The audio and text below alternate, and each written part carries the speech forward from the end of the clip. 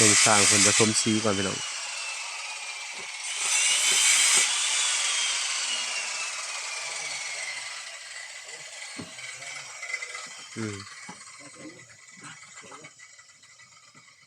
ผสมทินเนอร์เข้าไป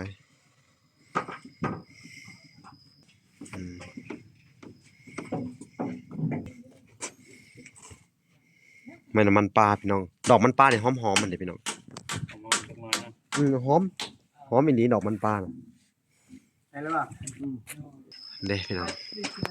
โอ้งามว่ะสีผ้าอ่อนพี่น้องเอ้ยเนาะสุดยอดเลย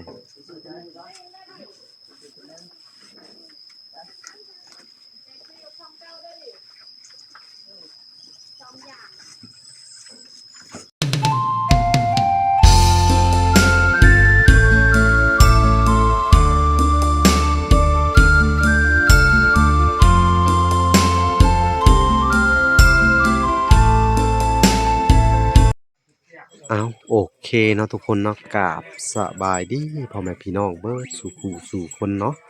ก็ยินดีเข้าสู่ช่อง YouTube เบาละสายบุญคุณธรรมคือเก่าเช่นเคยพี่น้องเอ้ยเนาะทักทายสบายดี FC ทางฝั่งไทยและ FC ทางฝั่งลาวและ FC ทั้งต่างประเทศเนาะที่รับชมเบาลาอยู่เนาะกับสบายดีพ่อๆแม่ๆเนาะอยู่ทางเมืองนอกเมืองนาพี่น้องเอ้ยเนาะมื้อนี้กลับมาอัปเดตทางสร้างสีพี่น้องเอ้ยเพิ่นก็ได้ลงมือทาเป็นที่เรียบร้อยแล้วเนาะก็ถือว่าอันเอาพี่น้องเอ้ยทางสร้างบันไดเพิ่นก็สิเริ่มเฮ็ดแล้วพี่น้องเอ้ยนี่เริ่มลงมือแล้วครับทางสร้างสีก็เริ่มเฮ็ดแล้วพี่น้องเอ้ยเนาะล็อกไว้ดีๆเด้อสร้างระวังล้มเด้อเอาเอาอันนี้มาไก่เอาอันนั้นก็ได้ก่อนก็ได้ขึ้นปลาตะปูกับอันหยังสีลงมาก่อนสีอยู่เทิงผู้ได้ๆมาไก่เอาผู้ก็ได้ตอกไม้เอาเนาะโอ้ตัวนี้เฮ็ดไปสิเลยเนาะโดยเอาวางแผนกันเลยเด้อ2 คนบ่ได้เนาะอันตรายสบายดีแก้วสบายดีเด้อสร้างแต่ละคนเนาะพี่น้องทั้งสร้างเพิ่นก็เฮ็ดแต้มแบบแผนแหละเนาะนี่พี่น้องเอ้ยบ้านเพนั่นน่ะยามันล่มยังน่ะ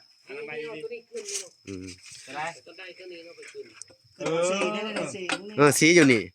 เอาขึ้นเป้าสีก่อนก็ได้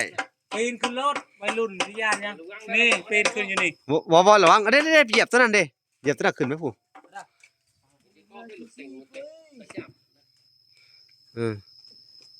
พี่น้องให้ทางสางสีขึ้นไปเอาทางสีลงมาก่อน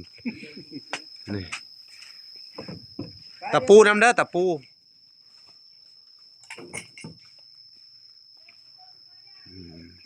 เบิกสิหามเอาน้ำครับซอยเพิ่น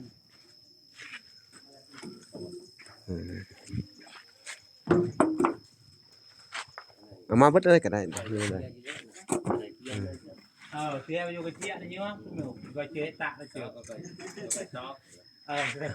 อันนี้ทาสีขาวเด้อลูกติ่งบันไดทาสีขาวบอกคนทาสีแบบใดแล้วก็อันนั้นมันถึงว่าทาสีอันนี้แหละผ้าอ่อนนี่แหละ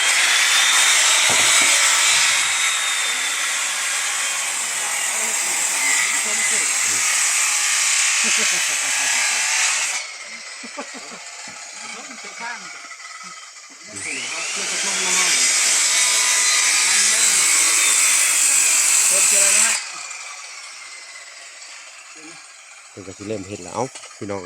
เอาลงกับเพิ่นสิเฮ็ดเวียกตอนนี้เอาลงไปผูกบัดนี่เอาลงไปพุ่นรถพี่น้องเอ้ย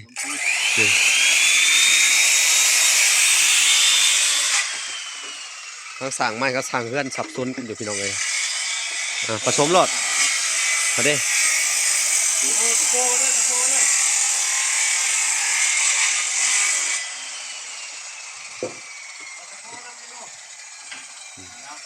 ตัดภาพมาจากทางอันสร้างเพื่อนกับคนเฮ็ดบันไดเลย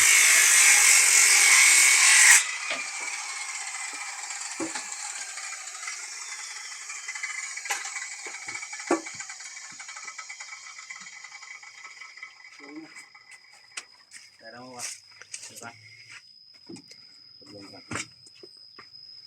มื้อนี้เฮ็ดพร้อมกันเลยพี่น้องเอ้ย อืม สงสัยสิแล้วไวๆนี่แหละเนาะ แม่น อืมเอาลองก่อน ยังบ่ได้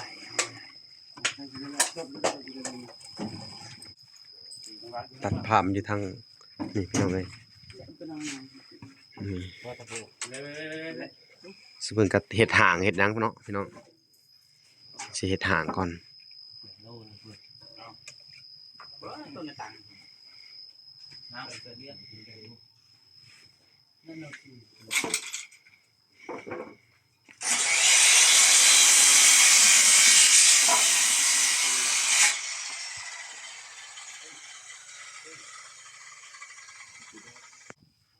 แม่บันไดก็งามเนาะคักอะลีใหญ่พุ่นนี่เนาะ แม่น ได้มากเลยพี่น้องเอ้ยสร้างเหยียบก็บ่ฮักแม่มันได้ เนาะคักอะลีเนาะสมมักพี่น้องเอ้ยคักแล้วเฮือนไอ้แก้วนี่ ไรนา เออ ไรนากระจวนให้นาเลย นี่พี่น้องเอ้ย โอ้เป็ดยังน่ะบุญบ่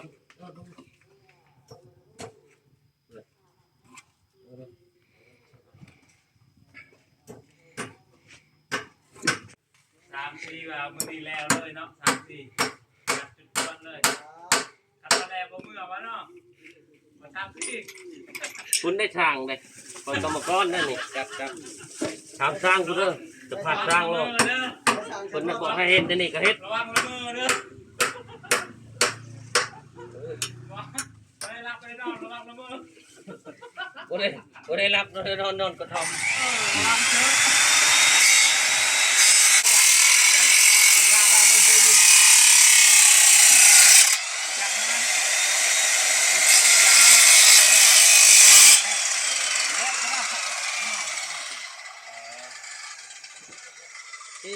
เริ่มประดับกัน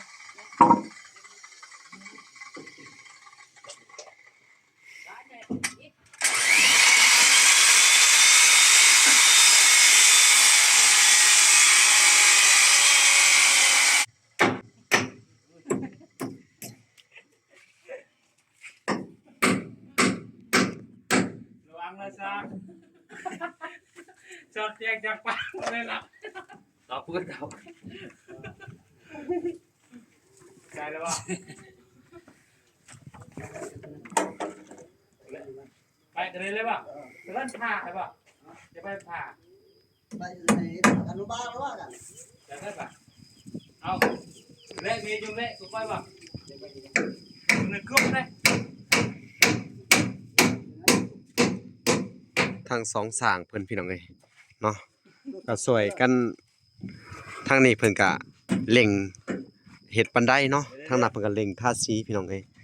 ถึงมือถึงยามมือเดียวกันเลย เอาเลย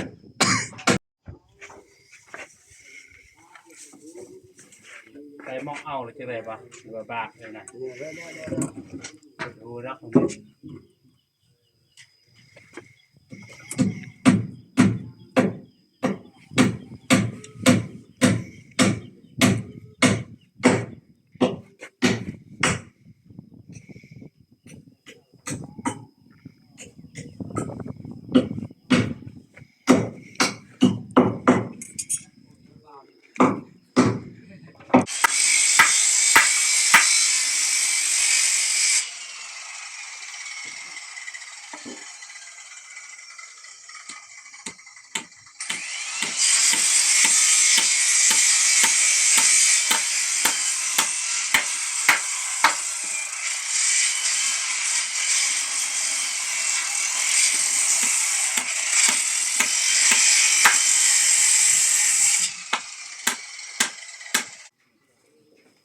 ทางสร้าง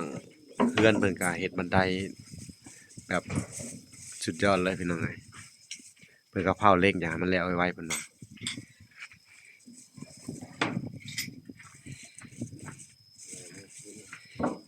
เดินมาตนาขึ้นสูงอีกมาตามขึ้นสูงอีกจังหน่อย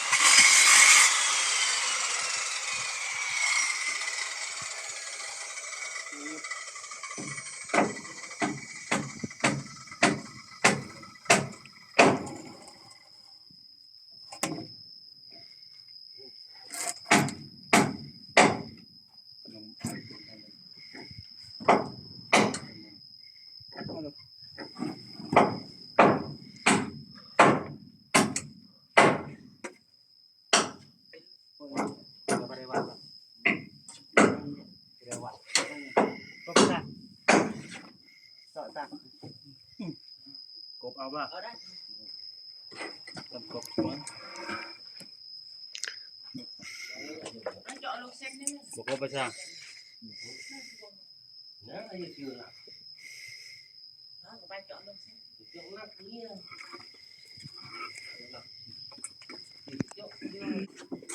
อันนี้ตระสบายจะเจาะลูกเส้นจะแฟนเจาะ เริ่มลงมือแล้วพี่น้องเอ้ยลงมือทาสีแล้ว สียังสีขาว สีฟ้า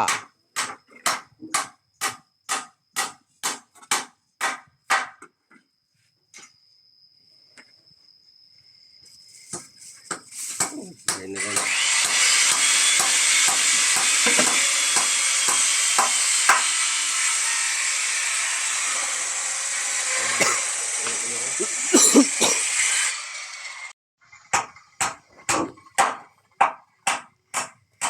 ใช่ป่ะ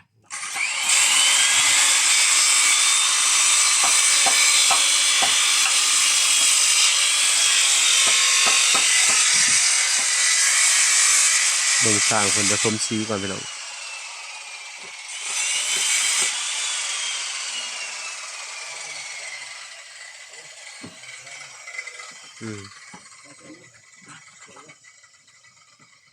ผสมทินเนอร์เข้าไป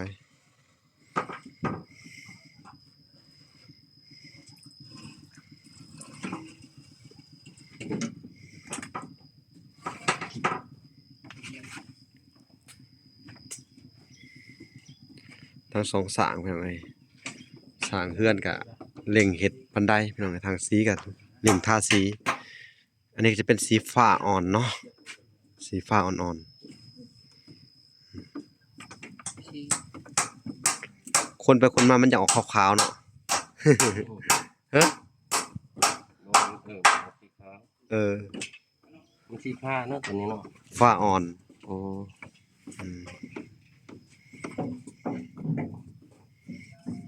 มันยังบ่เข้ากันอยู่เนาะ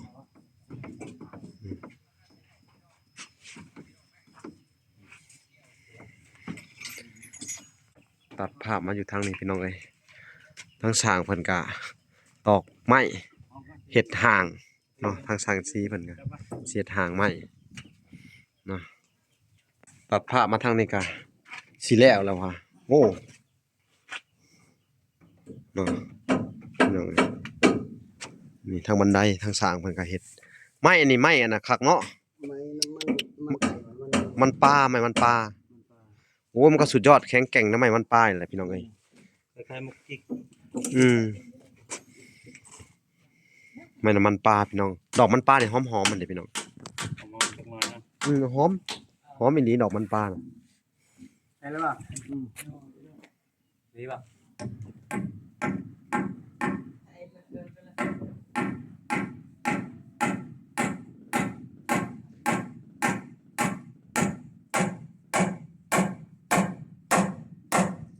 เขาจึงแปลก ดีเลย ๆมันก็เห็ดไว้พอสมควรพี่น้องเอ้ย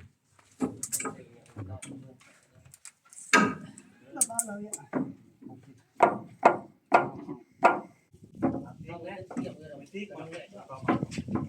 ติ๊กที่สุราษฎร์การเติมตามอาตะเวียน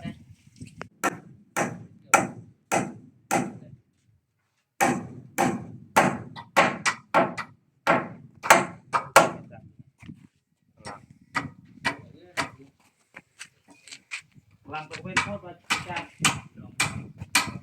ว่า น่า ฝ่ายกระดาษเป็นโทษชื่อใส่ผ้าไปผ้าเกิมเงินหน่อยประมาณนั้นบ้างเพียงบ้างนะนาโพดเลยนี่ประมาณนี้โอ้บางเหยียบแล้วบ้างเขาเทียดนาเวียดนาสุดหรือว่าจะเอาตัวนั้นมาบางๆน่ะตัวนี้ก็ได้ตัวนี้ก็น้ำมัน เอ้าพี่น้องเอ้ยทางสองสร้างเพิ่นก็สิลงมือเฮ็ดทาสีเนาะทางสร้างสีเพิ่นก็สิทาสีทางสร้างเฮือนเพิ่นก็สิเฮ็ดเฮือนต่อพี่น้องเอ้ยมอบหน้าที่ให้คนละ ตามเกียร์พอดจัดเลย คนละสุดกันพี่น้องเอ้ย เราก็จะ ตามเกียร์พอดย้ายตกเด้อคือดีๆนะ มาเพื่อน เอ้ย นักสั่งนอนมาไปรถ รถเที่ยว รถจักรก็โมนไว้แล้วดอกลงมาในพี่รุ่นนะ เดี๋ยวตะ เอาพี่น้องเอ้ยเพิ่นก็เร่งเฮ็ดไวขนาดเนาะสั่งเนาะสิแล้วเลย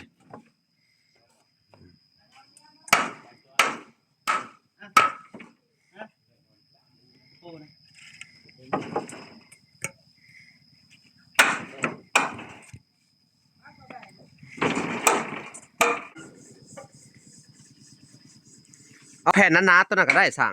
หุ่นๆอยู่พื้นน่ะ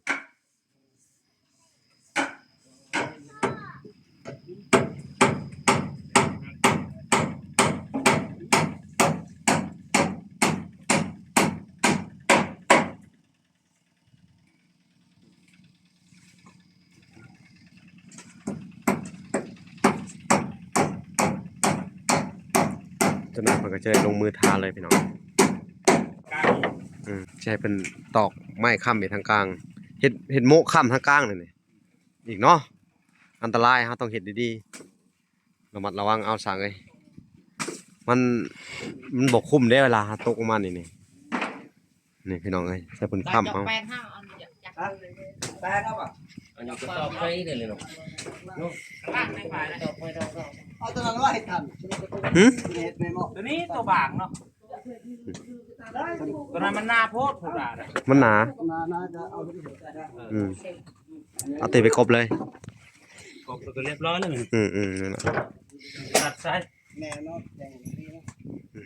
อันน่าให้จะปาดเป็นอันเสาน่ะก็ได้เด้อปาดขากลางอย่างนึงเห็ดเสาอันนี้ลงมา ได้คุณเตยยุงก่อน แป๊บเดียวเอาเลยตอกนะครับ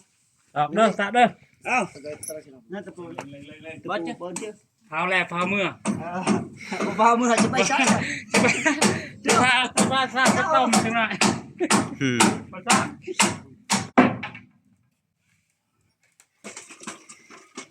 เอาบ้านนะ พอเด้อปักกันจะบอกในไปกันละทีอะแล้วจะไป น้ำมูดที่ว่าเรา ว่า เดี๋ยวพูดเลย อย่าแตะพรวมพรวมหนู ว่าสิ เ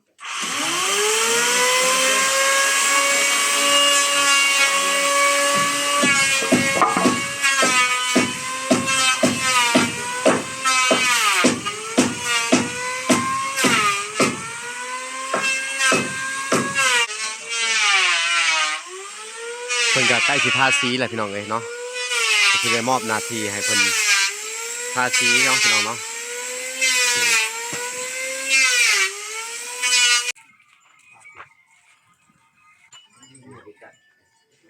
เนาะทางสร้างเพิ่นก็ฟ้าวลงมือทำอยากให้มันแล้วในมือเดียวเพิ่นว่าเนาะ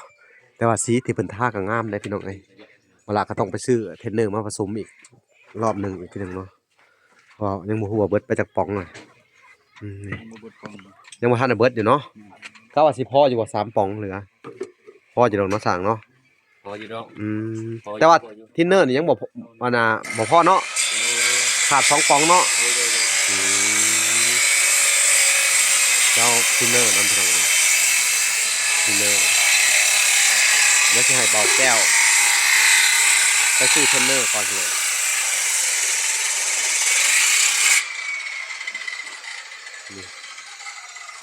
ทินเนอร์มาผสมสีนี่แหละพี่น้องอีก2 ขวดพี่น้องเอ้ย เตรียมเลย นี่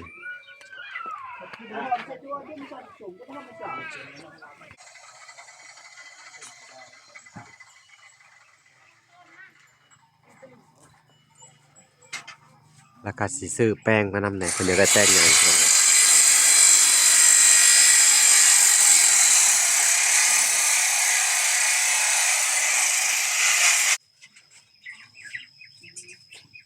ระวังทีเด้อ เอา ระวังที่ย่างที สบายดีสบายดี นี่ใช้บ่ได้ยามแล้วนะ ย่อยใส่หัวเลยเอาพี่น้องเลยโดนสีระบาดในเวลาก็ได้เนาะสีมันออกยากได้นี่เนาะก็มีแต่ว่าสีมอบมาให้เจ้าไปซื้อเทรนเนอร์เด้อ เป็นเนื้อ2 ขวด อืม กระแป้งก็ย่าง ซ้อมว่ะ แป้งอันใหญ่เอา2อันเนาะโอเคก็สี่เบิ่งเอาเดี๋ยวให้ไป100,000เด้อก็สิใช้เงินแม่ถอนแก้วคือเก่าเด้อ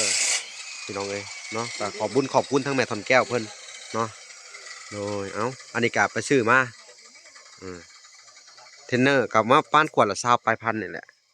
ทั้งเบิดก็มันสิถึกอยู่มันยังสิเหลืออยู่ดอกแปลงใหญ่เฮาอันละ15เอาไปเบิ่งมีเท่าไหร่ก็จังว่ากัน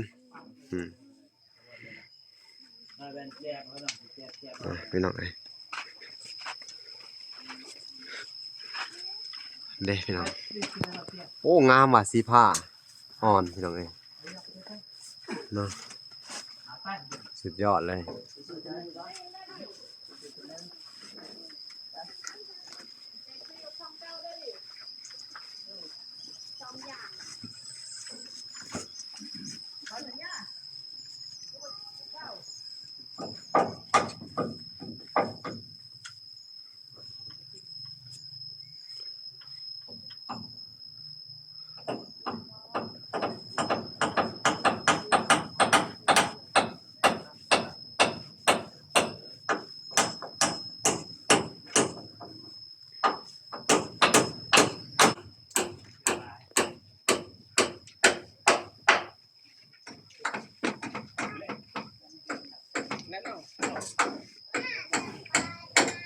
โอ้งามเลยพี่น้องเอ้ย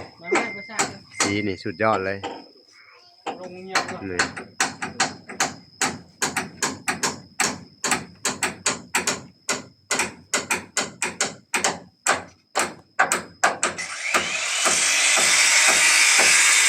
ทางสร้างบันไดเพิ่นก็สิแล้วแหละพี่น้องเอ้ยเพิ่นก็เฮ็ดไว้พอแล้วเนาะทางสร้างบันไดเพิ่นทางสร้างเรือนเพิ่นทางสร้างทาสีก็ทาไว้พอสมควรเถอะนี่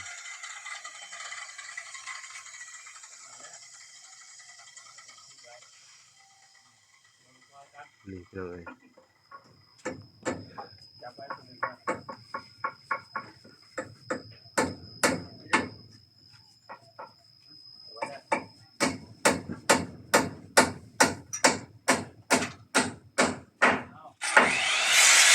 งามเป็นงามสีเรือนแก้วเลย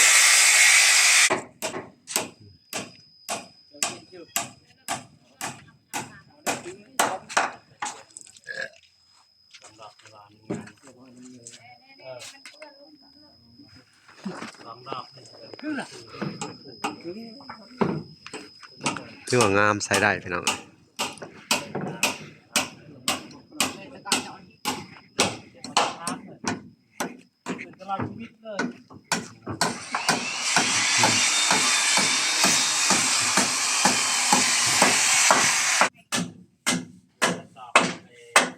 ทางสร้างบันไดพี่น้องเพิ่นก็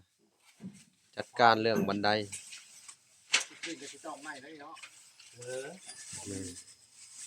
มันมีตามนี้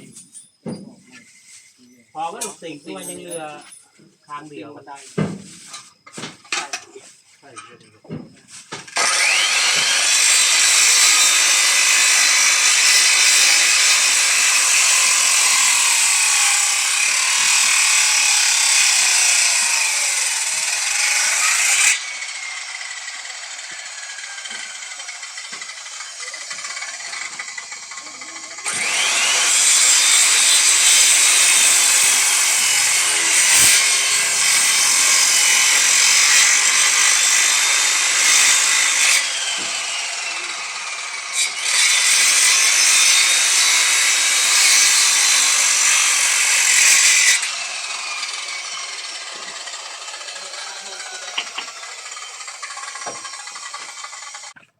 งามขนาดพี่น้องเอ้ยพุ่นท่านผู้ชมเหมือนกันมาชมเหมือนเป็นอะไรงามอยู่ว่าสั่งเพิ่นก็มาให้กำลังใจหมู่เพิ่นหมู่ครูในทีมงาน สู้ๆพี่น้องเอ้ยฮะ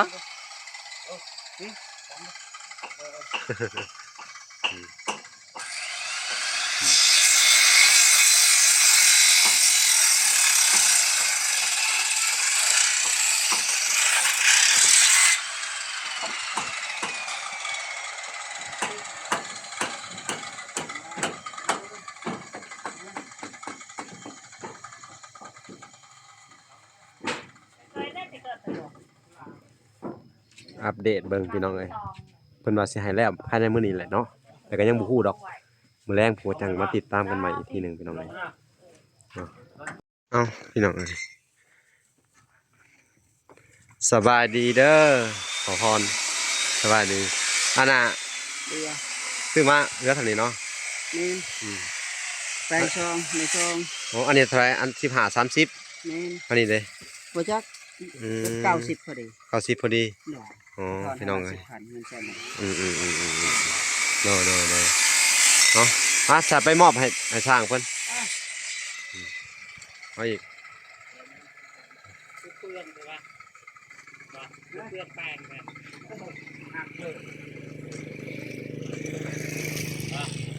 มาดับปุ๊บ ทางบอกแก้วเพิ่นก็สิอันซอยจับอันนั้นให้ทางช่างเพิ่นพี่น้อง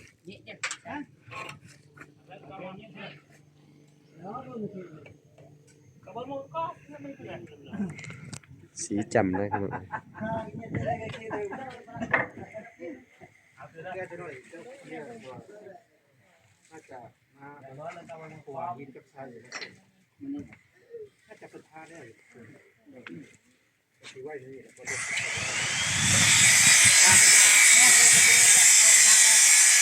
นี่พี่น้อง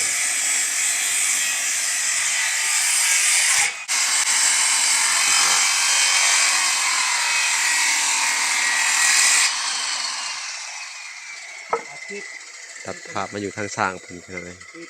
เพิ่นก็ตั้งใจเฮ็ดอันบันไดพี่น้องเพิ่นกะสิเอาแล้วมื้อนี้แหละเพิ่นว่ายังอีก3ขั้นพี่น้องเอ้ยโอ้เพิ่นเฮ็ดแน่นหนาถาวรเลยพี่น้องเอ้ยเบิ่งไม้หมูกับบักไงสุดยอดเลยนี่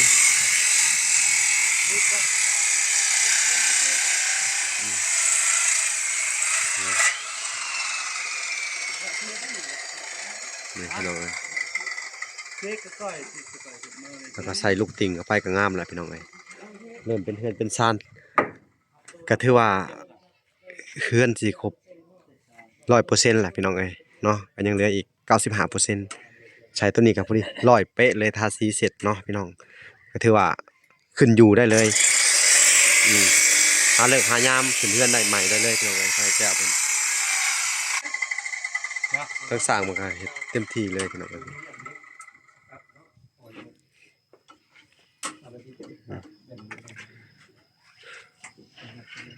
มื้อนี้แบบ2สร้างไปเอาไงเร่งมือ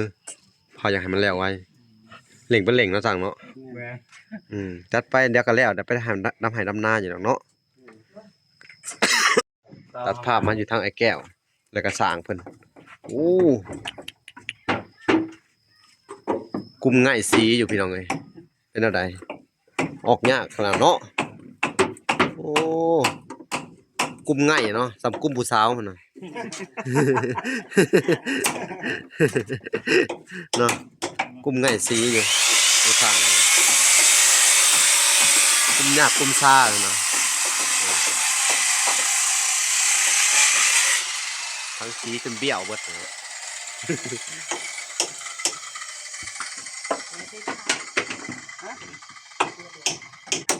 ตัดภาพมาอยู่ทางนี้ก็โอ้ไวเนาะ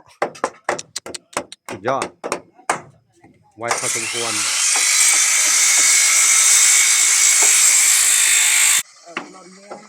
ยกขล่น ต้องขล้นให้มันน่ะนะ ตัวสีเขียวคือบิด เพราะว่าสีมันแตกเด้เพราะว่าเขาผสมมาแล้วนะฮะมันจะออกเป็นสีฟ้าอ่อนอย่างประมาณนี้เราจะต้องผสมเทรนเนอร์อย่างเข้าไปนั่นแหละ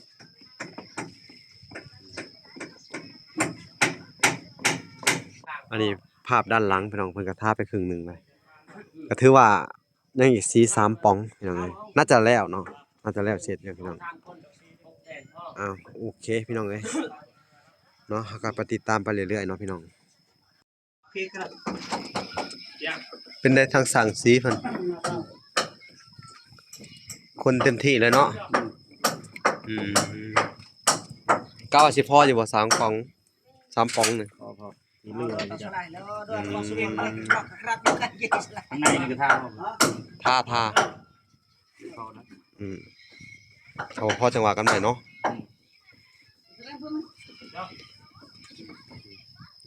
ได้เรื่องตัวไหนต้องไปยักเรื่องเวียด ทั้งสั่งสีสั่งไม้พี่น้องเอ้ยเร่งมือทุกคนเลยเนาะอันนี้ก็ใกล้สิแล้วแหละเนาะนั่นอีกจักขันนะ คันเดียว เหลือขันเดียว1 2โอ้ยังเหลือขันเดียวเท่านั้นพี่น้องสู้ๆทั้งสั่ง กันแล้วพี่น้องเอ้ย ใส่ลูกติ่งแล้วก็แล้วเนาะโอ้ไวเนาะสวยกันเห็ดนี่ฮะเธอ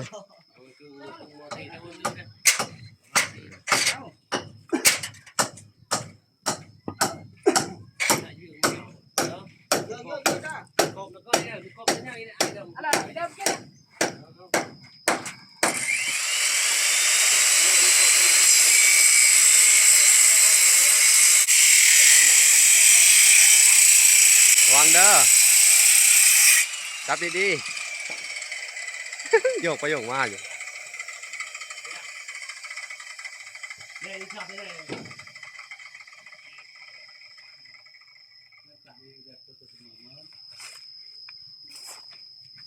แต่เอาเด้อ นี่พี่น้องไงมึงภาพมุมกว้าง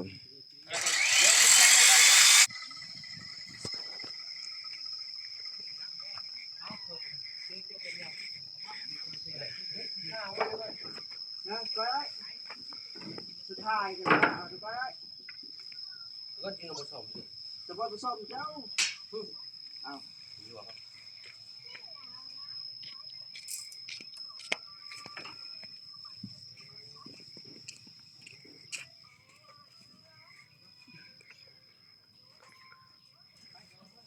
ผสมหรือเปล่า ได้ผสมลงก็เตียอะไรไงก็ได้ผสม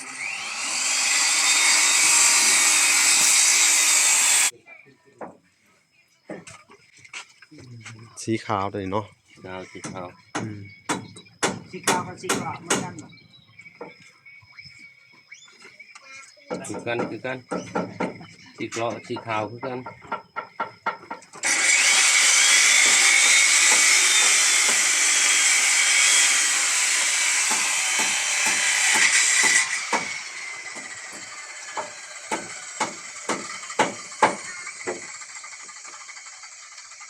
ลองตัวไปบอกว่าไงมันอะไรกับแกมาใส่ข้าวสีนะ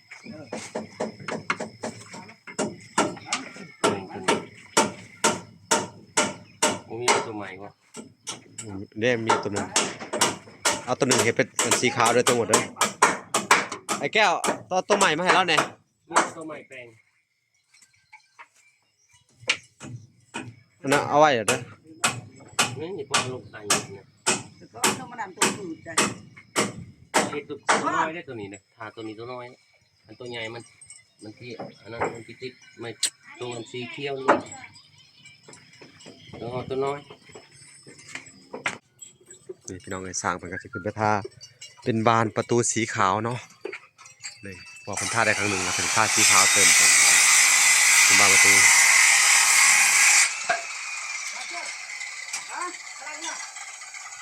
นาเดียวไปก็เลย